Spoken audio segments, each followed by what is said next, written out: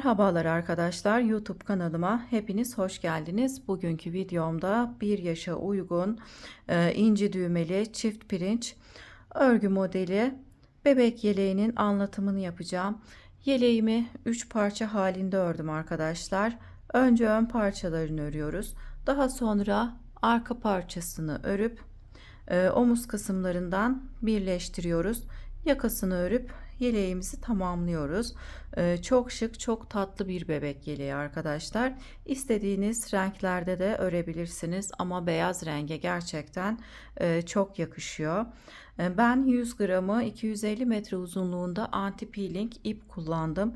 Kartopu Baby One beyaz renk tercih ettim arkadaşlar. Sizler de istediğiniz anti peeling iplerle örebilirsiniz. Yeleğimi 3,5 numara şiş kullanarak ördüm. 2 yumakta ip kullandım. Şimdi yeleğimin ölçülerini vereyim. Yeleğimizin beden genişliği 28-29 santim. Arka ortadan beden uzunluğumuz ise 34 santim arkadaşlar. Bebeğin kilosuna göre 1-1,5 yaş ölçülerinde olan bebeklerin kullanımına uygun. Şöyle yakından da göstereyim. Çok şık bir yelek arkadaşlar. Arkadan görüntüsü ise böyle. Kanalıma abone değilseniz ücretsiz olarak abone olabilirsiniz. Beğeni ve yorumlarınız benim için çok kıymetli. Beğeni ve yorum yaparsanız çok sevinirim. Paylaşacağım model videolarından anında haberdar olmak için de bildirim zilini açabilirsiniz. Şimdi malzemeleriniz hazırsa yeleğimizin yapılışına geçelim. Herkese kolay gelsin. Yeleğimin ön parçası için 3,5 numaralı şişe 39 ilmek atarak başlıyoruz. İlmeklerimi şişime attım. Bu benim sağ parçam olacak. O yüzden pat kısmını sol tarafta yapacağım. Tam şu kısımda 10 ilmek haroşa olarak devam edecek. Diğer ilmekler ise çift pirinç örgü modelini uygulayacağız. Şimdi ilk 10 ilmeği haroşa olarak öreceğim. Haroşamı ben her iki yönde de tersten örüyorum. O yüzden 10 ilmek ters olarak öreceğim. İlk ilmeği ters olarak örüyorum. 1 2 3 4 5 6 7 8 9 10 ilmek ördükten sonra 2 ilmek düz, 2 ilmek ters çift pirinç modelini 2 ters 2 düz olarak öreceğiz. 2 ilmek ters, 2 ilmek düz, 2 ilmek ters, 2 ilmek düz olarak örüyoruz. Sıra sonunda bir ilmeğimiz kalana kadar ilmeklerimi 2 ters 2 düz olarak örüp geliyorum.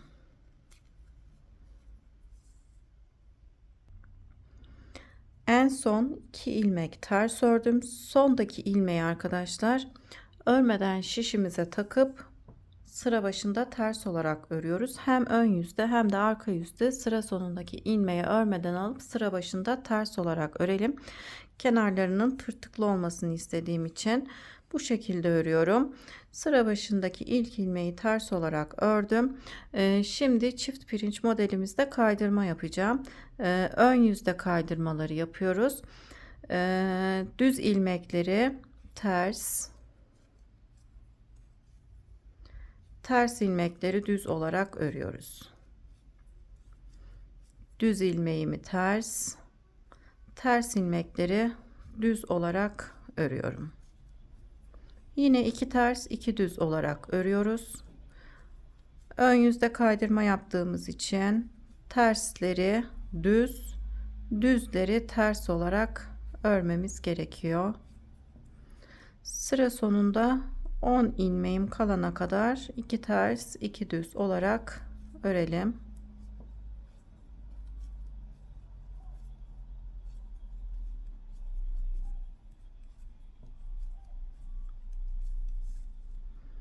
İki, 4, 6, 8, 10. 2 ilmek düz örüyorum. Sıra sonunda 10 ilmeğim kaldı. 9 tanesini ters olarak yani haroşa olarak örelim. Pat kısmımız 10 ilmek haroşadan oluşuyor. 9 ilmek haroşa ördükten sonra sondaki ilmeği şişme takıp arka yüze geçiyorum. Arka yüzde örmediğim ilk ilmeği ters olarak örüyorum. 1 2 3 4 5 6 7 8 9 10. 10 ilmek haroşa ördükten sonra arka yüzde kaydırma yapmıyoruz. Ters ilmekleri ters, düzleri düz olarak örüyoruz.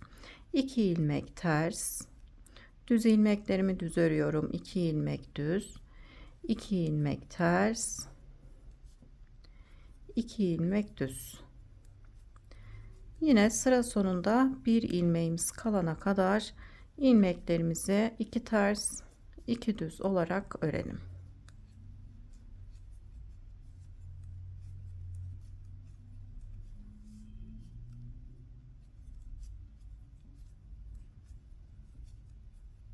Üç buçuk numaralı şişimize 39 ilmek atarak başlıyoruz. Pat kısmımız 10 ilmek haroşadan oluşuyor. Diğer ilmekleri ise 2 ters 2 düz örerek çift pirinç örgü modelini uyguluyoruz. Sıra sonunda bir ilmeğim kaldı. Sondaki ilmeği örmeden şişime takıp ön yüze geçiyorum. Ön yüzde yine kaydırma yapacağım. Sıra sonunda örmediğim ilmeği sıra başında ters olarak örüyorum. Sırada ters ilmeklerim var. Tersleri düz örüyorum kaydırma yaptığım için. Düz ilmekleri ters. 2 ilmek ters. Ters ilmeklerimi düz. 2 ilmek düz. Düz ilmekleri ters olarak yine 2 ters 2 düz olarak sıra sonunda 10 ilmeğimiz kalana kadar örelim. Kaydırmaları her ön yüzde yapıyoruz. Yani 2 sırada bir kaydırmış oluyoruz. Arka yüzde kaydırma yapmadan ilmekleri görmüş olduğumuz gibi örüyoruz. Ön yüzde kaydırma yaptığımız için ters ilmekleri düz, düzleri ters olarak örüyoruz. Sıra sonunda 10 ilmeğim kaldı. Kalan 10 ilmekten 9 tanesini haroşa olarak örüyorum. Haroşamı her iki yönde de ters örüyorum. Sondaki ilmeği örmeden şişime takıp 10. ilmeğimi arka yüze geçiyorum. Arka yüzde sıra başındaki 10 ilmeği ters olarak örüyoruz.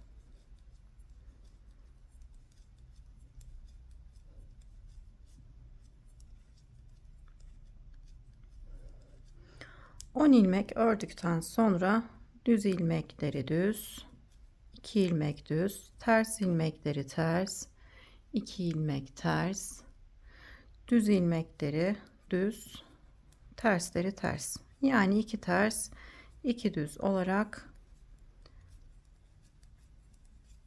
örüp arka yüzü tamamlayalım.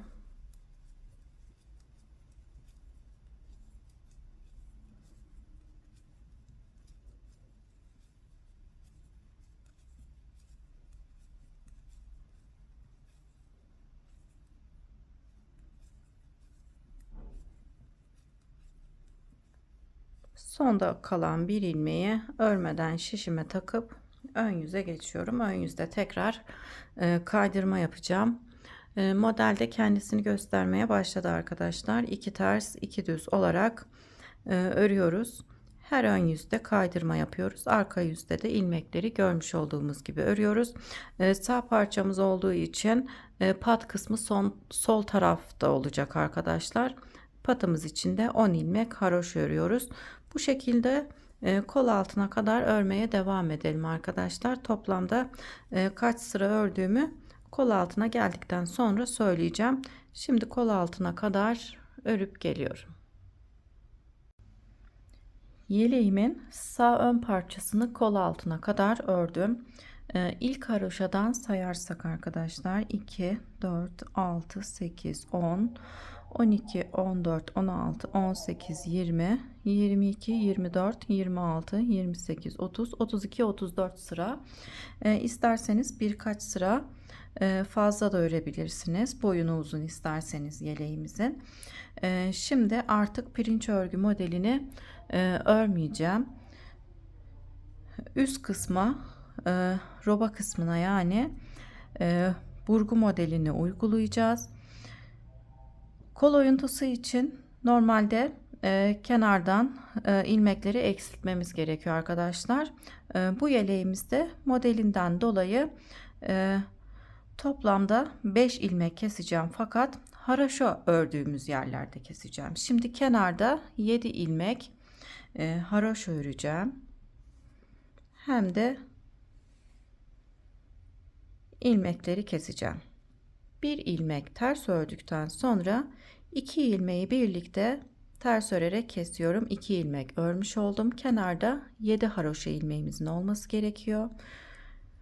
Bir ilmek daha ördüm. 3. Daha sonra 2 ilmeği birlikte örerek kestim. 2 ilmek eksiltmiş olduk. 4 ilmeğimiz oldu. Bir ilmek daha örüyorum. 5. 2 ilmeği birlikte örerek kesiyorum. 2, 4, 6, bir ilmek daha ters olarak örüyorum. Kenar 7 ilmek haroşamızda 3 ilmek kesmiş olduk. Şimdi bir ilmek düz öreceğim. Bir ilmek düz örüyorum. Bir ilmek ters örüyorum. Burgu modelim için 6 ilmek düz öreceğim. 1, 2, 3, 4, 5, 6.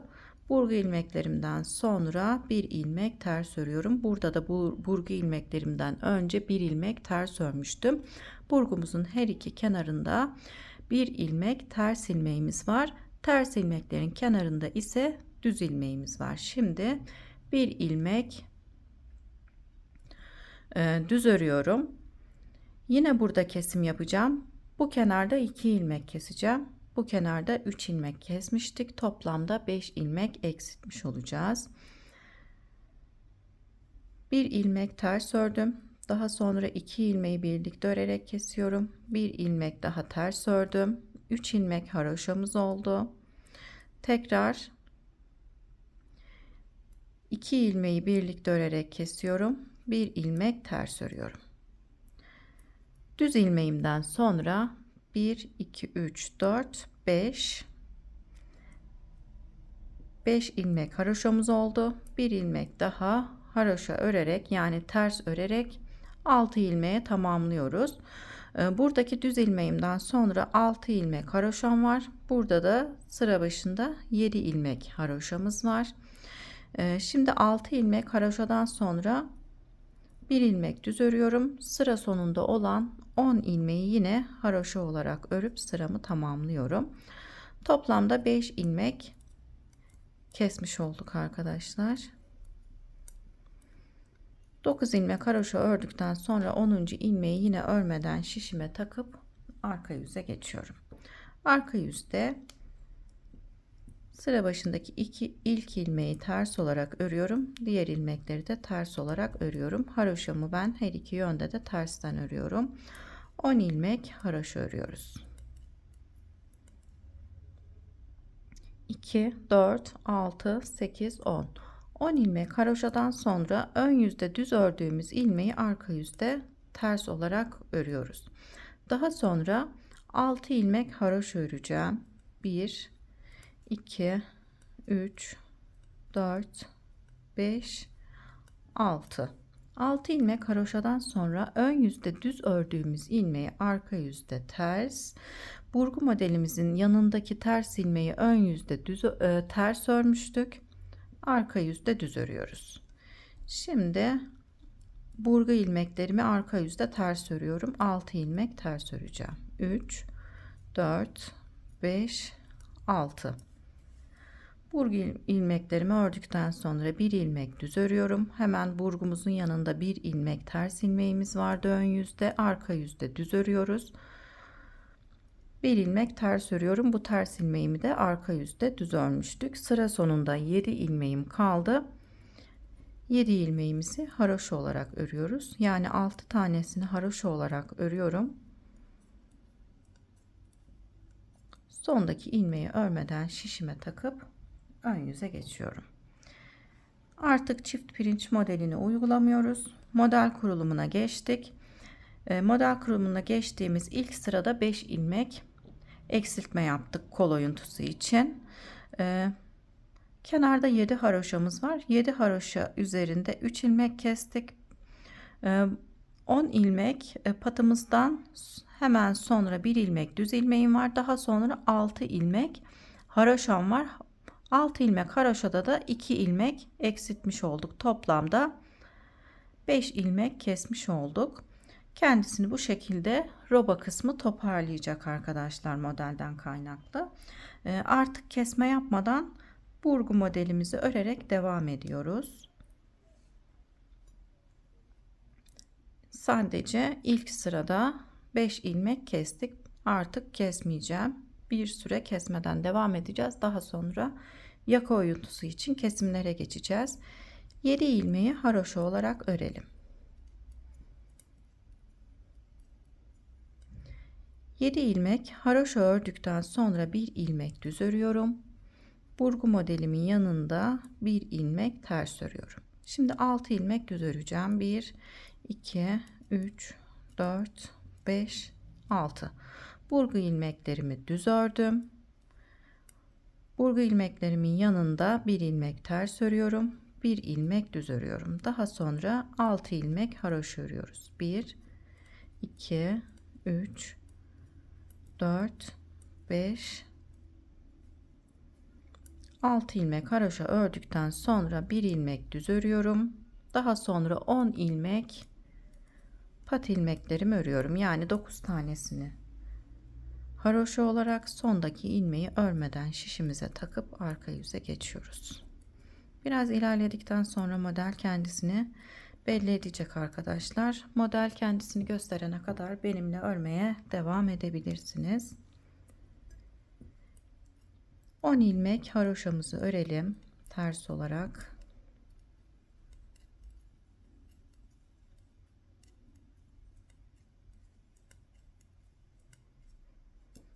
On ilmek haroşadan sonra bir ilmek ters örüyorum. Bu ters ilmeğimi ön yüzde düz örüyorum.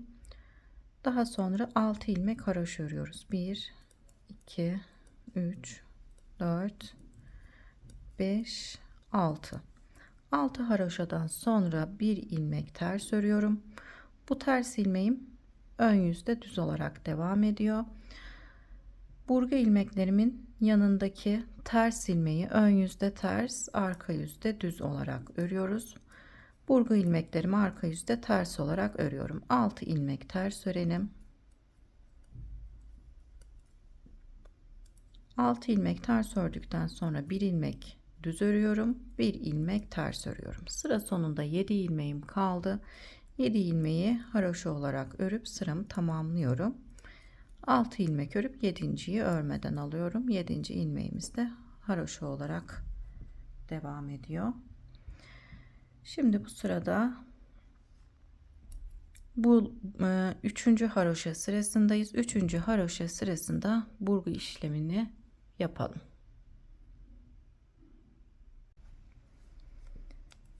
Kenar kısmında 7 ilmek haroşamızı örelim. İlk ilmeği ters olarak örüyorum. 2, 3, 4, 5, 6, 7.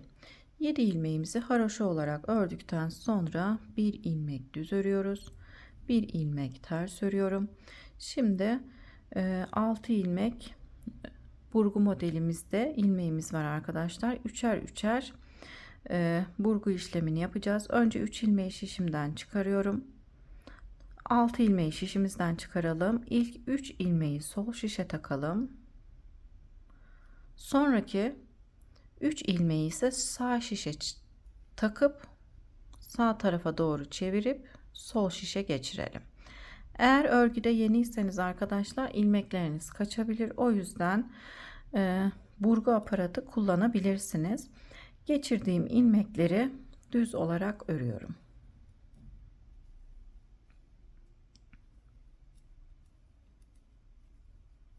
Altı ilmek düz ördükten sonra bir ilmek ters örüyorum. Bir ilmek düz örüyorum. Bu ters ilmeği ön yüzde ters, arka yüzde düz. Buradaki düz ilmeği ise ön yüzde düz, arka yüzde ters olarak örelim arkadaşlar. 6 ilmek haroşa ördükten sonra bir ilmek düz örüyoruz. Buradaki düz ilmeği de arka yüzde ters örüyoruz. Sıra sonunda 10 ilmeğim kaldı. 9 tanesini ters olarak örüp sondaki ilmeği şişime örmeden takıp arka yüze geçiyorum. İlk burgu işlemini 3. haroşa sırasında yaptık. 1 2 3. Şimdi arka yüze geçelim. Arka yüzde ilk 10 ilmeği ters olarak örüyorum.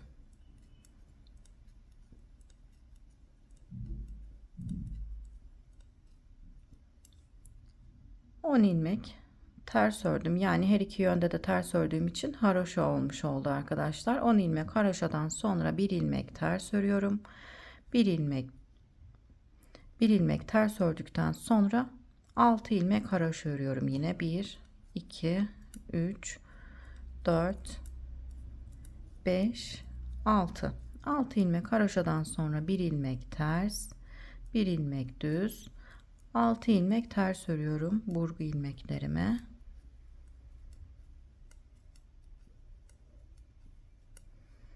Bir ilmek düz örüyorum. Bir ilmek ters örüyorum. Kalan 7 ilmeğin 6 tanesini haroşa olarak örüp sondaki ilmeği örmeden şişime takıp ön yüze geçiyorum. Model kendisini göstermeye başladı arkadaşlar. Bu kenarda 7 ilmek haroşamız var. 1 ilmek düz, 1 ilmek ters, 6 ilmek burgu modelimiz var. Tekrar 1 ilmek ters, 1 ilmek düz, 6 ilmek haroşadan sonra 1 ilmek düz ilmeğim var. 10 ilmek pat ilmeklerimizi de haroşa olarak örüyoruz. Zaten ilk sıradan itibaren haroşa olarak örmüştük. Model kendisini belli etmeye başladı arkadaşlar. Şimdi arka yüzde ilmeklerimizi görmüş olduğumuz gibi örüp ön yüze geçelim. Arka yüz dedim ama arkadaşlar ön yüzü bir sıra ilmekleri gördüğüm gibi ördüm. Şimdi arka yüze geçiyorum. Yine arka yüzde de ilmeklerimizi gördüğümüz gibi örelim. Haroşa ilmekleri haroşa, düzleri düz, tersleri ters olarak örüp arka yüzümüzü de tamamlayıp gelelim. Ön yüze geçtim. 4 sıra örmüş olduk. 1 2 3 4. Şimdi bir haroşa sırası daha örmemiz gerekiyor arkadaşlar. Daha sonra tekrar burgu işlemini tekrarlayacağım. Şimdi ön yüzde yine ilmekleri görmüş olduğumuz gibi örelim. Ön yüzü tamamlayalım. Arka yüze geçelim. Yine arka yüzde ilmekleri örmemiz gerektiği gibi örüp gelelim. Ön yüzü ve arka yüzü tamamladım. Kenar kısmından sayarsak 5 haroşa sıramız oldu. Şimdi 6. haroşa sırasındayım. Tekrar burgu işlemini tekrarlayalım.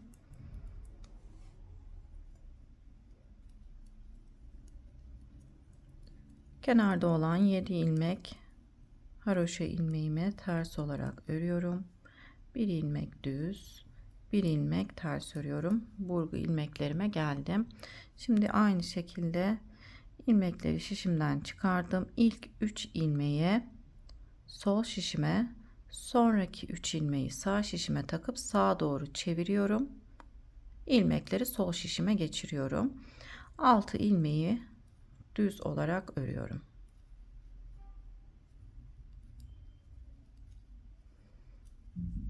İkinci burgu işlemimizi tekrarladık. 6 ilmek düz ördükten sonra 1 ilmek ters, 1 ilmek düz, 6 ilmek ters örüyorum. Tekrar 1 ilmek düz örüyorum. 10 ilmek yine haroşa olarak örüp sıramızı tamamlıyoruz.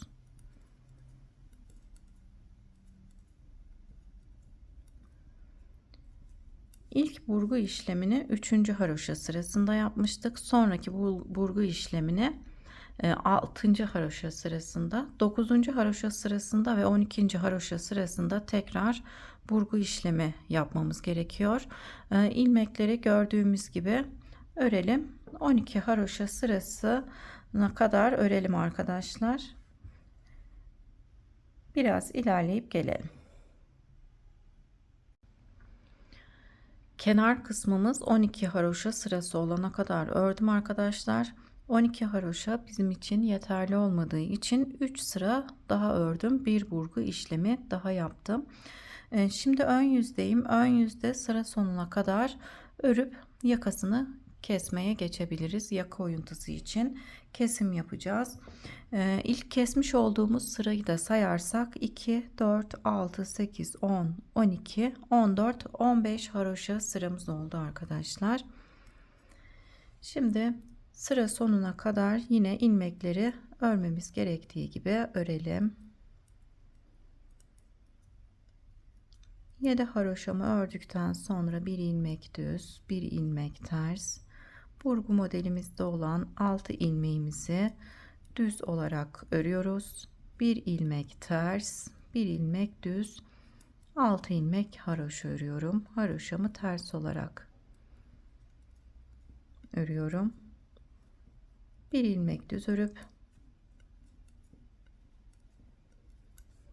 kalan ilmekleri haroşa olarak örüyorum. Yine sıra sonundaki ilmeği örmeden şişimize takıp arka yüze geçiyoruz. Yaka kesimi için arka yüzde kesim yapacağım. İlk ilmeği ters olarak örüyorum. İpimi arkaya aldım. İkinci ilmeği düz örüyorum. Bir önceki ilmeği üzerinden geçirerek kesiyorum.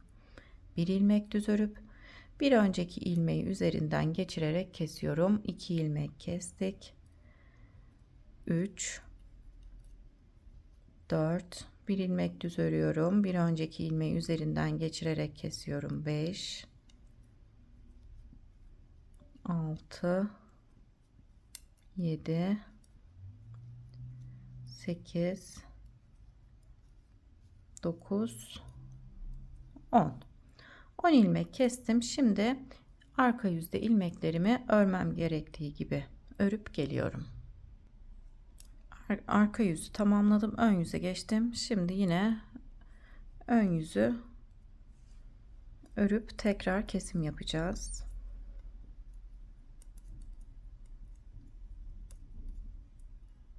Yedi ilmek haroşa ördükten sonra 1 ilmek düz, 1 ilmek ters.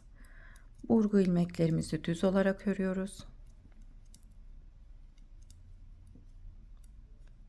1 ilmek ters, 1 ilmek düz, 6 ilmek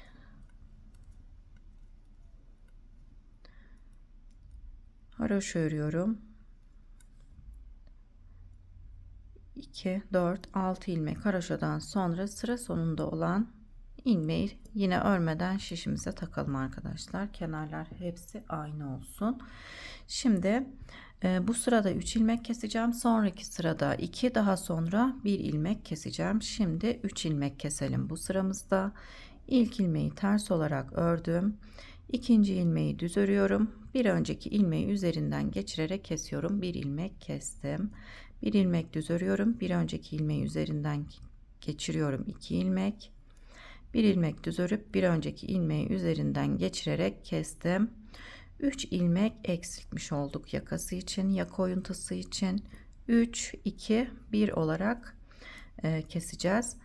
Şimdi arka yüzü tamamlayalım. Ön yüze geçelim. Ön yüzde de ilmekleri örmemiz gerektiği gibi örüp tekrar yaka oyuntusu için 2 ilmek keselim.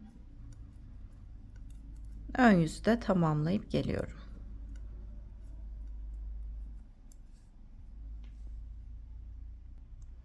Ön yüzü örerek tamamladım. Sondaki ilmeği yine örmeden şişime taktım. Arka yüze geçtim. Arka yüzde yine ilk ilmeği ters örüp ipimi arkaya alıyorum. Bir ilmek düz örüyorum. Üzerinden geçirerek kesiyorum. Bir ilmek kesmiş oldum. Bir ilmek düz örüp bir önceki ilmeği üzerinden geçirerek kesiyorum. 2 ilmek bu sırada kestik arkadaşlar. Şimdi yine arka yüzü ve ön yüzü tamamlayıp gelelim.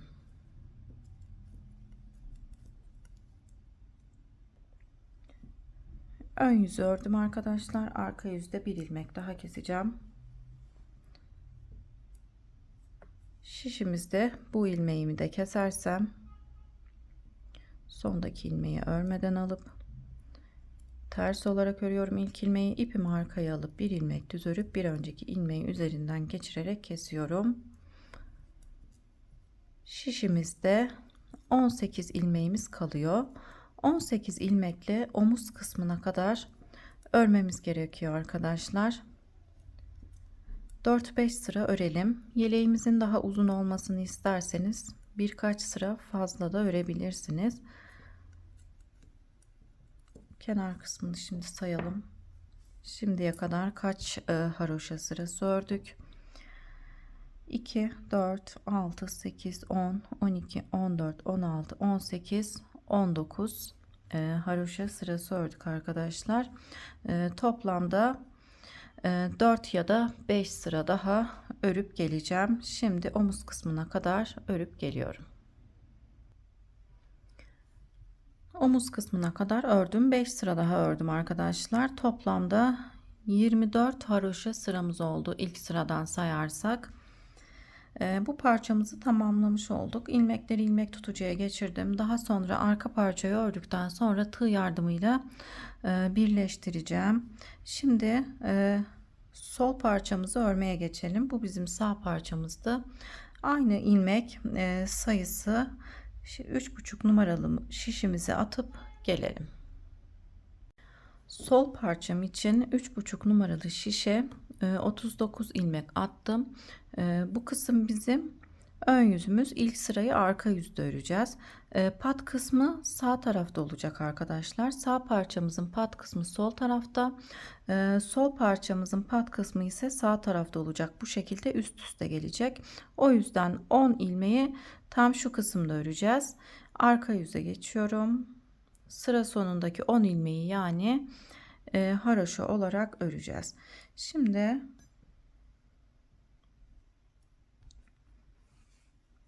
ilk ilmeği ters olarak örüyorum.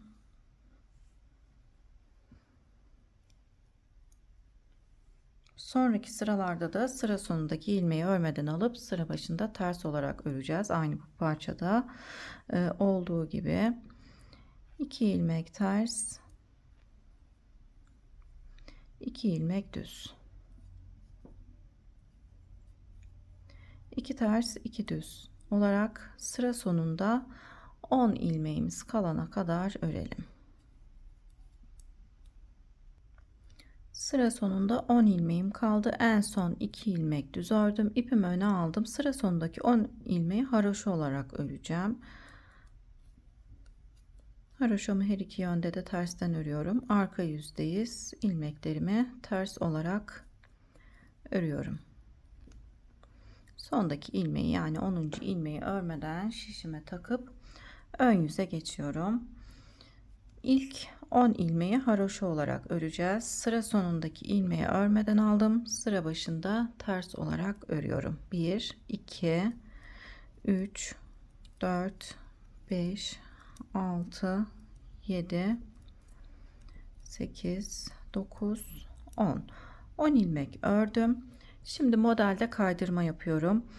Ters gördüğüm ilmekleri düz, düzleri ters olarak örüyoruz. Ön yüzde modelde kaydırma yapıyoruz. Arka yüzde ilmekleri gördüğümüz gibi örüyoruz. Ön yüzde olduğum için ters ilmekleri düz örüyorum. 2 ilmek düz. Düzleri ters örüyorum. Tersleri düz. Yani yine 2 ters 2 düz olarak örüyoruz. 3,5 numaralı şişimize 39 ilmekle başladık. Sol parçamızı örüyoruz. Sol parçamızın pat kısmı sağ tarafta. Şöyle göstereyim. Pat kısım burası arkadaşlar. Yine pat kısmının üzerine denk gelecek şekilde öreceğiz. İlik açıp düğme dikeceğiz. 2 ters 2 düz olarak örüyorum. Ters ilmekleri düz, düzleri ters olarak örüyoruz.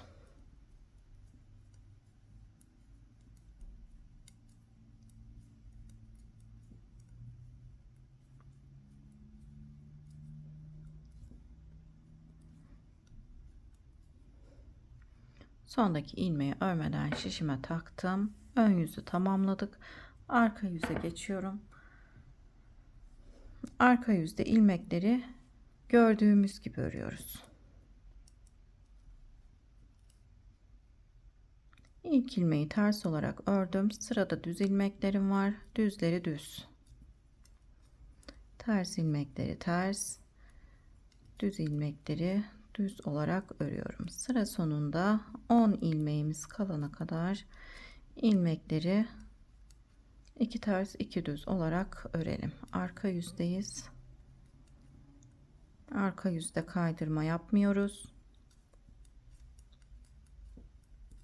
Çift pirinç örgü modelini 2 sırada bir tekrarladığımız için sadece ön yüzde kaydırma yaparak ilerliyoruz.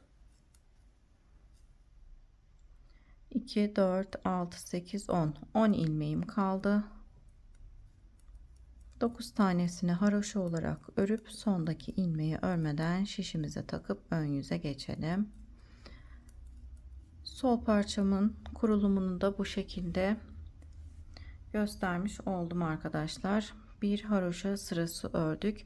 Toplamda diğer parçanızı kaç sıra ördüyseniz bu parçayı da o sırada örmeniz gerekiyor arkadaşlar, kol altına kadar. Şimdi ben kol altına kadar örüp geliyorum.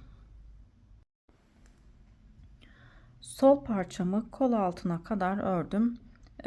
Şimdi bu parçada olduğu gibi çift pirinç modelimizi tamamladık. Artık burgu işlemine geçeceğiz. İlk sırasında da 5 ilmek keseceğim. 3 ilmek bu kenarda, 2 ilmek de tam şu haroşa kısımda keserek toplamda 5 ilmek keseceğim. Şimdi pat kısmımızı haroşa olarak örelim. 10 ilmek haroşamı örüyorum.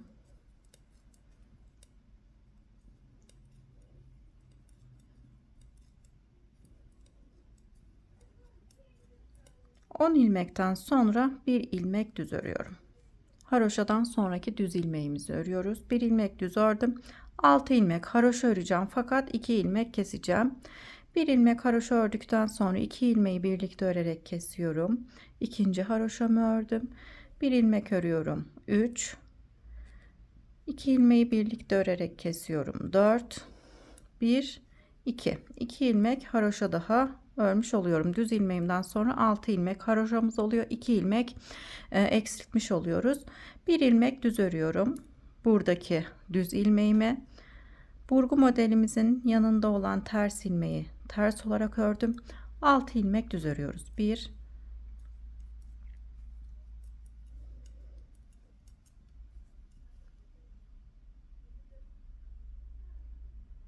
6 ilmek düzden sonra bir ilmek ters örüp bir ilmek düz örüyorum.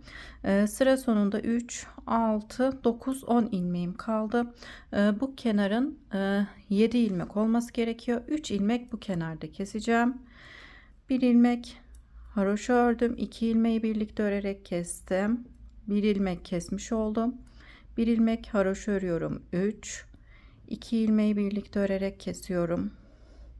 4 bir ilmek örüyorum. 5 bir ilmek daha kesiyorum.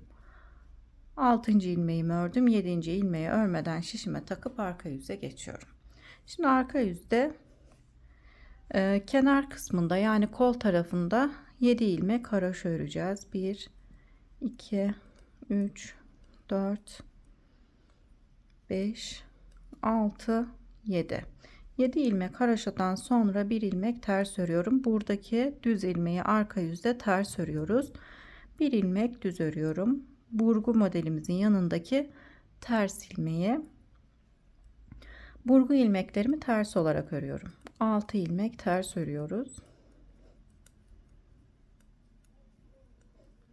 6 ilmek ters ördükten sonra bir ilmek düz, bir ilmek ters örüyorum.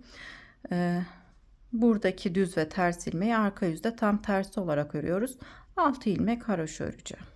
1 2 3 4 5 6 6 ilmek haroşa ördükten sonra bir ilmek ters örüyorum. Pat kısmımızdan sonraki düz ilmeğimizi arkadaşlar arka yüzde ters olarak örüyoruz.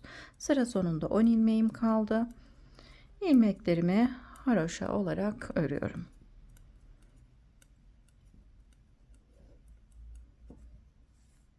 Bu sırada kesim yaptık. Artık kesim yapmadan devam edeceğiz. Toplamda 5 ilmek kesmiş olduk.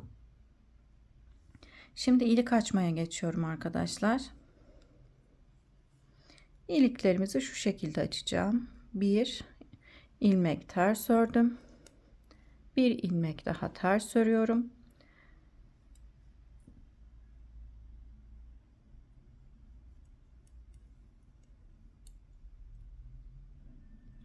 İki ilmekten sonra bir ilmek daha örüyorum. Kenar kısımda 3 ilmek örmüş oluyoruz. Şimdi alttaki ipi şişimize takıp ters olarak örüyorum. Hemen yanındaki 2 ilmeği birlikte örerek kesiyoruz. İleğimize bir ilmek artırıp bir ilmek keserek yapıyoruz. Şimdi bu ilmeğimi de sayıyorum. 1 2 3 2 ilmeği birlikte örerek 3 ördükten sonra arkadaşlar 3 ilmeğim kalıyor. 3 ilmekten sonra alttaki ipi şişime takıyorum. 2 ilmeği birlikte örerek kesiyorum. Bir ilmek daha haroşa olarak örüyorum. Burada arkadaşlar 2 4 6 8 10 ilmeğimiz oldu. 3 ilmek ördükten sonra alttaki ipi şişimize takıp ters olarak örüyoruz. 2 ilmeği kesiyoruz. 1 2 ilmek ördükten sonra tekrar alttaki ipi şişimize takıp ilmeği ters olarak örüyoruz. 2 ilmeği birlikte örerek kesip bir ilmek daha örerek 10 ilmeğe tamamlamış oluyoruz. Şimdi iliklerimizi açtıktan sonra bir ilmek düz örüyorum. 6 ilmek haroşa örüyorum. 1 2 3 4 5 6 bir ilmek düz, bir ilmek ters, burgu ilmeklerimizin yanındaki ilmekleri bir düz bir ters olarak ördüm. 6 ilmek düz örüyorum. 6 ilmek düz ördükten sonra bir ilmek ters, bir ilmek düz örüyorum. Sıra sonunda kalan ilmekleri haroşa olarak örüp arka yüze geçiyorum. İliklerimizi arkadaşlar tam şu kısmı kaç sıra ördüyseniz eşit şekilde aralıklı olarak ayarlamanız gerekiyor. Ben 6 haroşa sırasında bir iliklerimi açacağım. Şimdi arka yüzü örmemiz gerektiği gibi örüp ön yüze geçelim. Ön yüzde burgu işlemimizi yapacağız. Arka yüzü tamamladım. Ön yüze geçtim. 6 haroşa sırasında bir iliklerimizi açacağız. Toplamda 6 tane ilik açacağız. Her sırada ikişer olmak üzere 3 kez ilik açmış olacağız. Toplamda 6 tane iliğimiz olacak. 10 ilmeğimizi haroşa olarak ördüm. Bir ilmek düz örüyorum.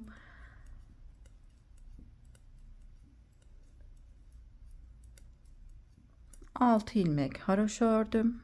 Bir ilmek düz örüp bir ilmek ters örüyorum. Şimdi burgumuzu yapalım. Pirinç modelini tamamladıktan sonra 3. haroşa sırasındayız. Kenar kısmından sayarsak da 1 2, şu an 3. haroşa sırasını örüyorum. 3. haroşa sırasında burgu işlemimizi yapıyoruz. 3. 6. 9. 12. sıra olarak burgu işlemine devam etmemiz gerekiyor arkadaşlar. Tekrar göstereyim. İlmekleri şişimden çıkardıktan sonra ilk 3 ilmeği sol şişime, sonraki 3 ilmeği sağ şişime takıyorum. Sağ şişimde olan ilmekleri sol şişe geçirip düz olarak örüyorum. Bir önceki parçayı örerken de anlatmıştım arkadaşlar, sağ parçamızı örerken.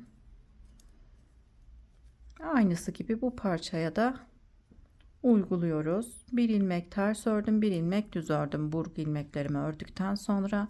Şimdi sıra sonunda olan ilmekleri haroşa olarak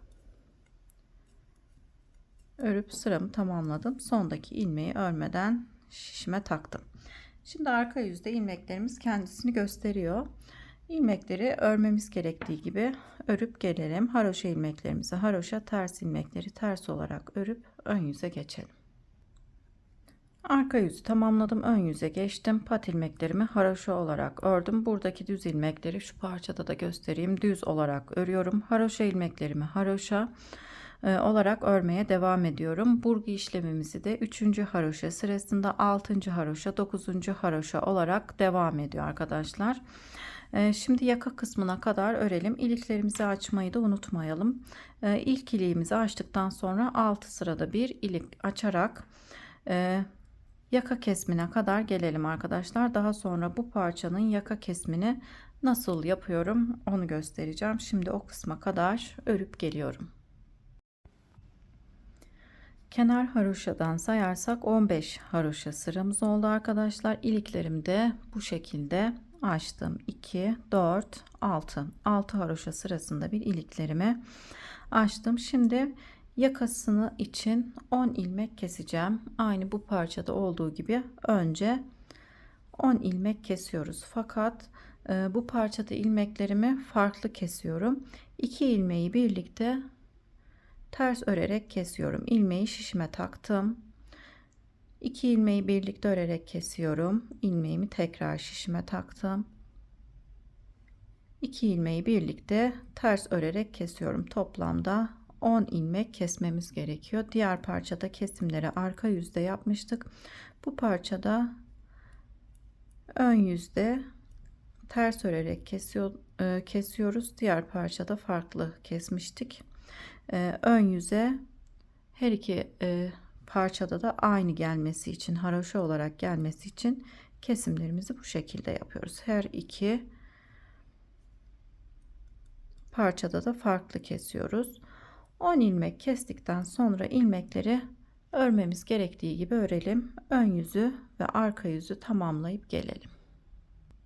Arka yüzde yine sıra sonundaki ilmeği örmeden şişime takıp ön yüze geçiyorum. Şimdi 3 ilmek keseceğim. Daha sonra 2 ilmek, 1 ilmek keserek şişimizde 18 ilmeğimiz kalacak. Yine 2 ilmeği birlikte örerek kesiyorum. 1 ilmek daha kestim. 2 tekrar 1 ilmek kesiyorum. 3. Yine 3 ilmek kestikten sonra ilmekleri örmem gerektiği gibi örüyorum. Daha sonra 2, sonra da 1 ilmek keselim arkadaşlar. Omuz kısmına kadar şişimizde olan ilmeklerimizle örmeye devam edelim.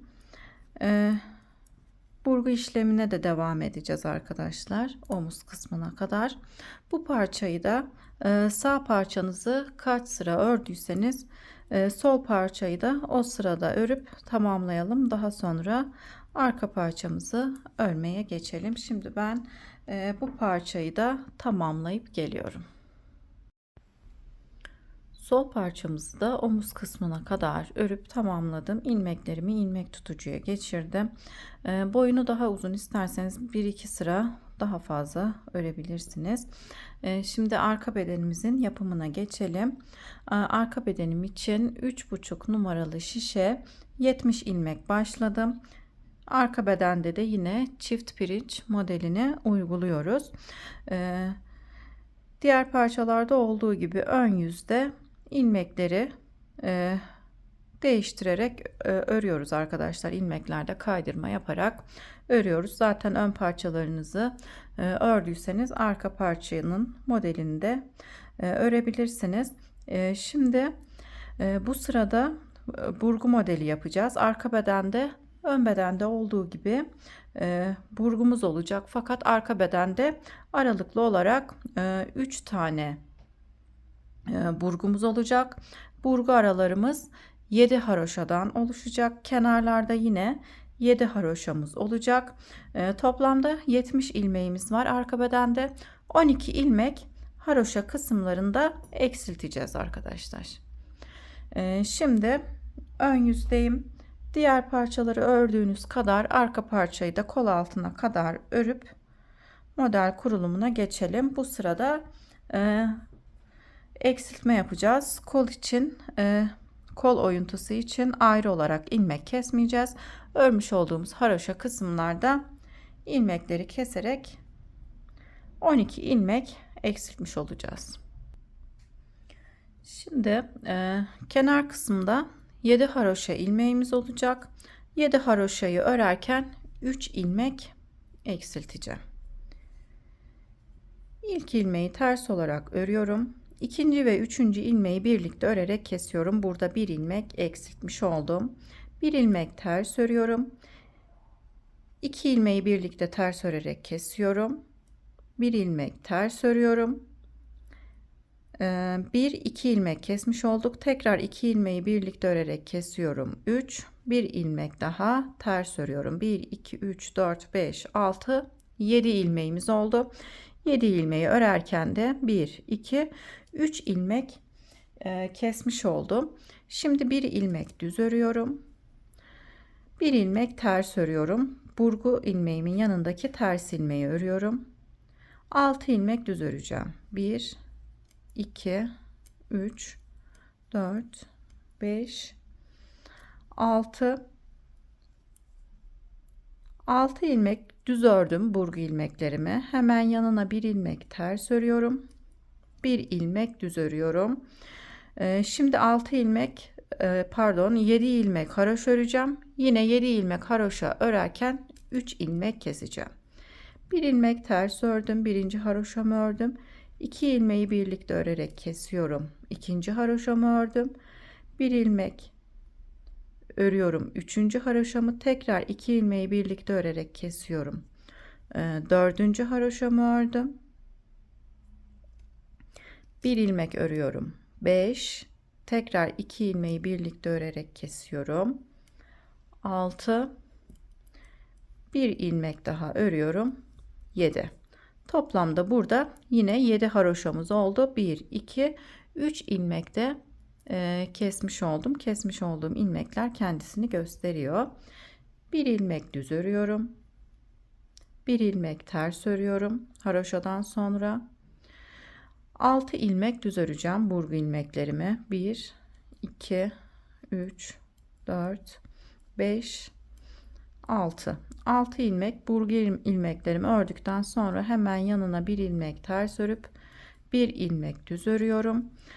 Yine 7 ilmek haroşa öreceğim. 7 ilmek haroşamızı örerken 3 ilmek keseceğiz. Bir ilmek ters, 2 ilmeği birlikte örerek kesiyorum. 2 bir ilmek örüyorum. 3 tekrar 2 ilmeği birlikte örerek kesiyorum. 4 bir ilmek örüyorum. 5 2 ilmeği birlikte örerek kesiyorum. 6 bir ilmek daha örüyorum. 7 yine burada da 3 ilmek kesmiş oldum. Bir ilmek düz örüyorum. Bir ilmek ters örüyorum. 6 haroşadan sonra bir ilmek düz, bir ilmek ters, 6 ilmek burgu ilmeklerimi düz olarak örüyorum. 1 2 3 4 5 6 ilmek ördükten sonra bir ilmek ters örüyorum. Bir ilmek düz örüyorum. Sıra sonunda 7 ilmek haroşa örmem gerekiyor. Toplamda 3 6 9 10 ilmeğim kaldı. Yine kenarda 7 ilmek haroşa örerken 3 ilmek keseceğiz. Bir ilmek düz ördükten sonra bir ilmek ters örüyorum. 2 ilmeği birlikte örerek kesiyorum. 2 Bir ilmek ördüm 3, tekrar 2 ilmeği birlikte örerek kesiyorum. 4, bir ilmek ördüm 5, 2 ilmeği birlikte ters örerek kestim. 6, sondaki ilmeği şişime takıyorum. 7. 7 ilmek kenarlarda haroşamız var. Burgu modelimizin aralarında da yine 7 ilmek haroşamız var. Ördükçe kendisini toplayacak. Toplamda 12 ilmek eksiltmiş olduk. 3, 6, 9, 12. Haroşa kısımlarda 3'er ilmek keserek toplamda 12 ilmek kesmiş oldum. Şişimde 70 ilmeğim vardı. 58 ilmeğim kaldı. Şimdi kenarda olan 7 ilmek haroşamızı örelim.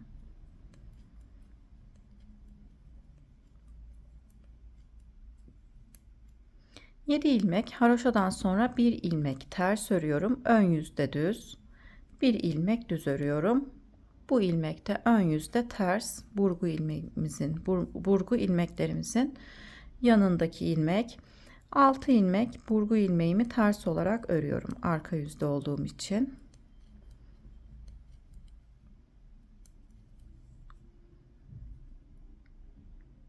Altı ilmek ters ördükten sonra bir ilmek düz, bir ilmek ters örüyorum. 7 ilmek haroş öreceğim. 1 2 3 4 5 6 7.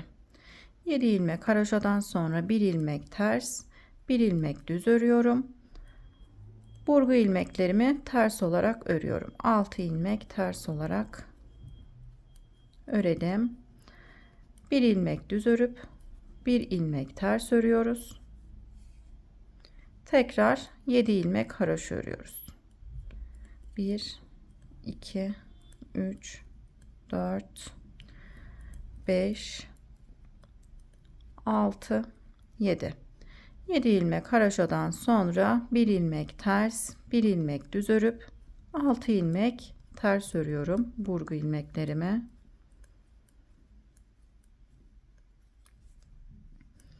Bir ilmek düz örüp bir ilmek ters örüyorum. Kalan 7 ilmeği ise haroşa olarak öreceğim. 6 tanesini haroşa olarak örüp sondaki ilmeği örmeden şişime takıp ön yüze geçiyorum. Ön yüzde yine aynı şekilde öreceğiz arkadaşlar.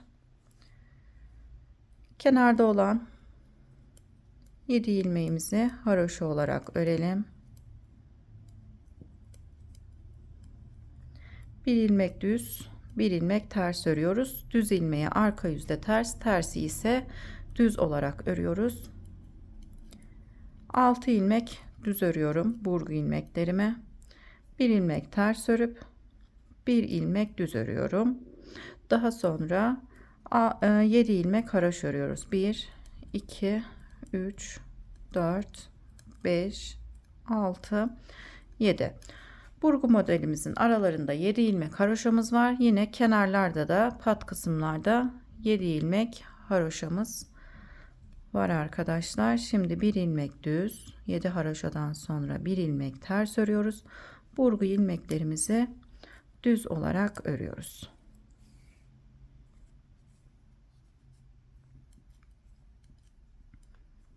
Bir ilmek ters örüyorum. Bir ilmek düz örüyorum. Burgu ilmeklerimden sonra 7 ilmek haroşa örüyorum.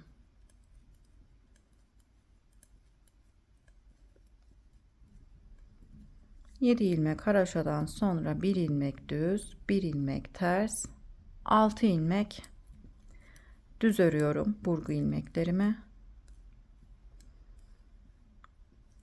Burgu ilmeklerimden sonra bir ilmek ters, bir ilmek düz örüp sıra sonunda kalan 7 ilmeği haroşa olarak örüyorum. 7. ilmeği şişime takıp arka yüze geçiyorum. Arka yüzde artık ilmeklerimiz kendisini belli etmeye başladı. Burgu modelimizde olan ilmekleri 6 ilmeği arka yüzde ters, kenarlarında bir ilmek düz, diğer kenarda ise birer ilmek ters. Burgularımızın arasında ise 7 ilmek haroşamızı haroşa olarak örüp arka yüzü tamamlayıp ön yüze geçelim. Arka yüzde bu sırada kenardan sayarsak 3. haroşa sırasındayız. 1. haroşa sırasında eksiltmelerimizi yaptık. 2. haroşa sırasını ördük. Şimdi 3. haroşa sırasında burgu işlemini yapacağız. Bu sırayı da göstereyim arkadaşlar. Daha sonra yakasına kadar örüp gelelim. Kenarda 7 ilmeğimizi haroşa olarak ördüm. 1 ilmek düz, 1 ilmek ters örüyoruz. 6 ilmek burgu ilmeklerimi öreceğim. İlmekleri şişimden çıkarıyorum. İlk 3 ilmeği sol şişime, sonraki 3 ilmeği sağ şişime takıp ilmekleri sol şişime geçiriyorum.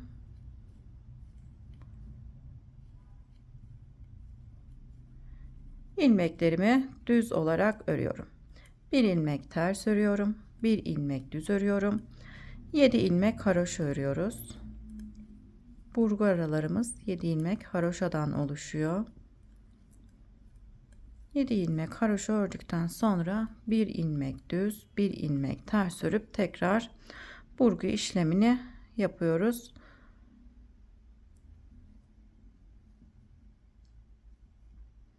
İlmekleri sol şişe takıp düz olarak örüyorum.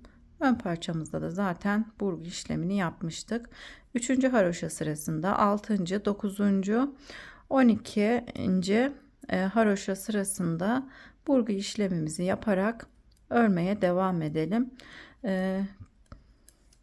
Ön parçaları kaç sıra ördüysek arkadaşlar şu kenardan sayarsak omuz kısmına kadar kaç sıra ördüysek arka parçamızı da o sırada örüp gelelim. İlmeklerimiz artık kendisinde belli ediyor arkadaşlar. Haroşa ilmekler ve düz ilmekler. Arka yüzde de yine aynı şekilde omuz kısmına kadar örüp gelelim. Daha sonra birleştirmeyi yapacağız.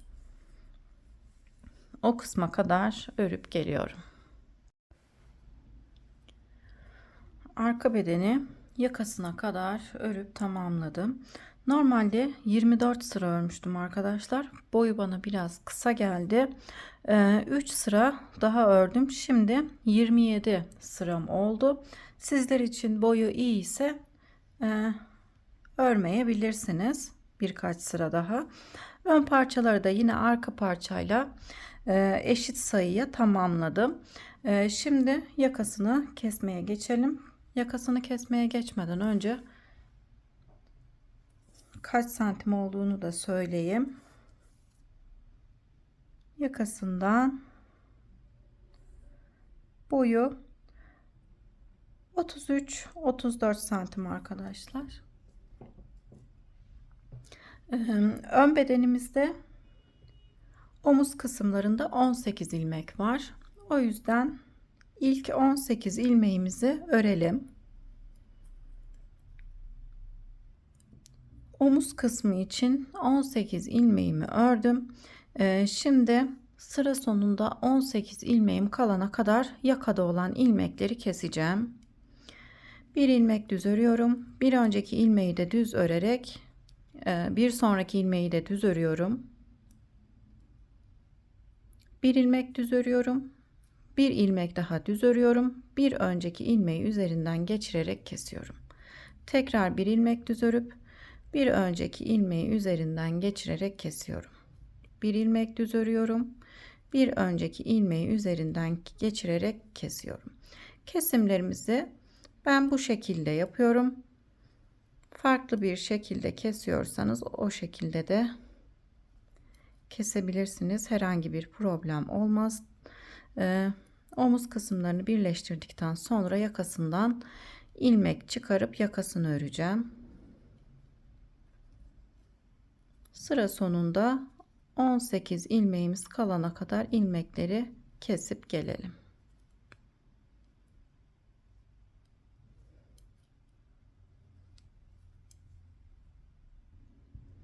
Yakada olan ilmekleri kestim. Şişimde 18 ilmeğim kaldı omuz kısmı için.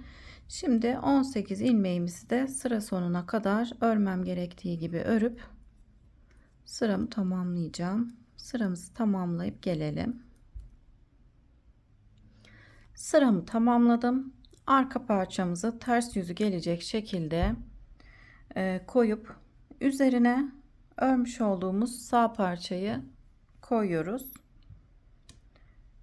Sağ parçamızı ters yönü gelecek şekilde çeviriyorum. Tam şu şekilde iki parçanın da ters yönü geliyor. Tığ yardımıyla omuz kısmını birleştireceğim.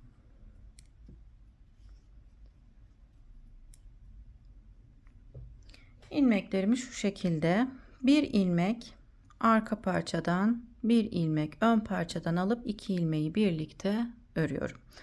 Tekrar bir ilmek arka parçadan, bir ilmek ön parçadan alıp iki ilmeği birlikte örüyorum. Bir ilmek arka parçadan, bir ilmek ön parçadan alarak omuz kısmını bu şekilde tığ yardımıyla birleştiriyorum. Bildiğiniz başka birleştirme tekniği varsa onu da kullanabilirsiniz. Ben önce örmüş olduğum yelek videolarında şişle de birleştiriyorum. O şekilde de birleştirebilirsiniz. O şekilde de çok güzel birleştirme tekniğini kullanmış oluyoruz. Muntazam bir birleştirme tekniği.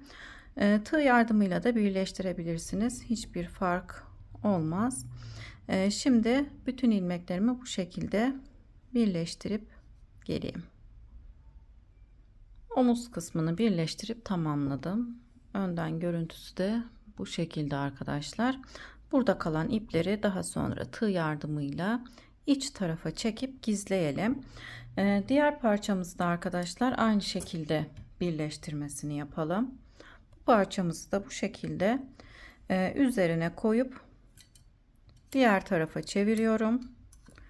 Ters yüzde birleştirmeye yapıyoruz. Aynı şekilde arkadaşlar tığ yardımıyla bu omzumuzu da birleştirip gelelim.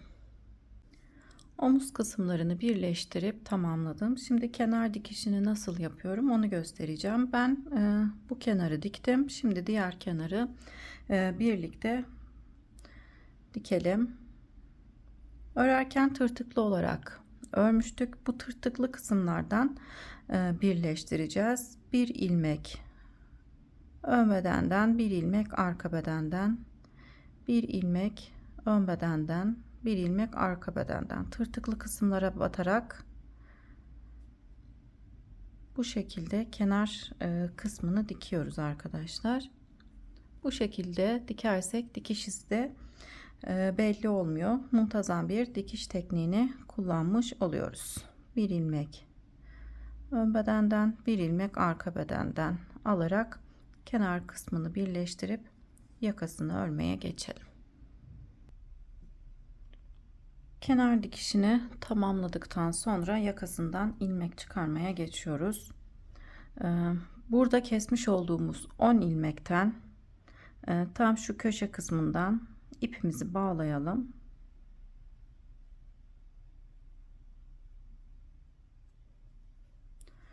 Ee, 10. ilmekten ilmeğimizi çıkaralım. İlmekleri tığ yardımıyla çıkaracağım. Daha sonra şişe geçiriyorum.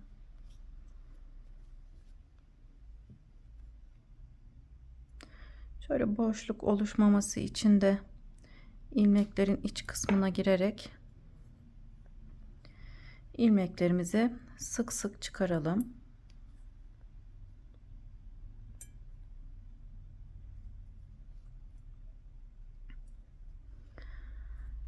Sol parçamızın omuz kısmına kadar kaç ilmek çıkardıysak sağ parçamızda da yine aynı şekilde ilmek çıkaralım ki yakanın görüntüsü düzgün olsun. Arkası sabit bir şekilde görmüş olduğumuz şu şekilde yakından göstereyim. İlmeklerden ilmekleri çıkaracağız. Şimdi ben omuz kısmına kadar ilmekleri sık bir şekilde alacağım arkadaşlar. İlmek sayımızın az olmaması gerekiyor.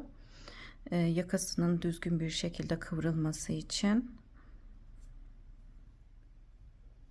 Omuz kısmına kadar ilmeklerimi çıkarayım.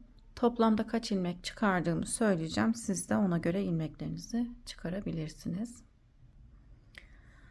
Ön bedenden yakasından 29 ilmek çıkardım.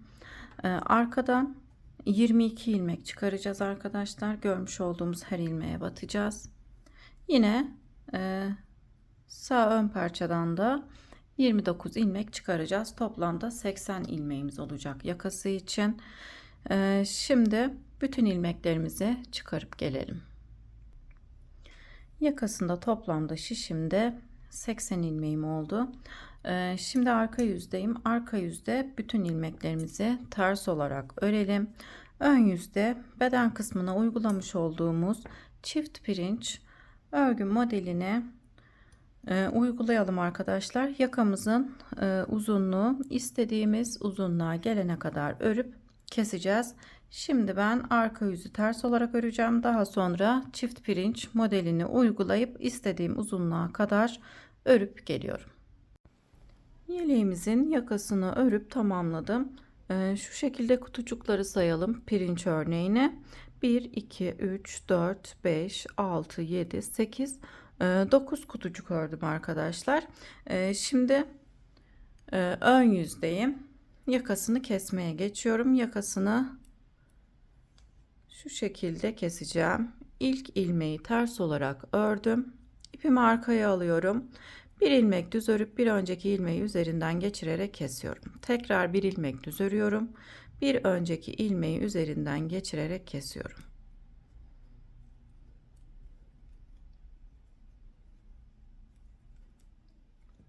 Yakasını bu şekilde hem örüp hem kesiyoruz. Bir ilmek düz örüp daha sonra bir önceki ilmeği üzerinden geçirerek kesiyoruz. Bütün ilmeklerimizi bu şekilde kesip yeleğimizi tamamlayalım. Yakasını kesip tamamladım arkadaşlar. Çok tatlı, çok şık bir yelek oldu. Örmesi de çok keyifli. Umarım sizler de beğenirsiniz. Beğenirseniz beğenmeyi ve yorum yapmayı unutmayın. Beğenileriniz ve yorumlarınız benim için çok kıymetli arkadaşlar. Kanalıma abone değilseniz de ücretsiz olarak abone olabilirsiniz. Yeleğimizin arkadan görüntüsü de böyle, gerçekten çok güzel. Beni buraya kadar izlediyseniz çok teşekkür ederim. Yeni model videolarımda görüşmek üzere. Şimdilik hoşça kalın.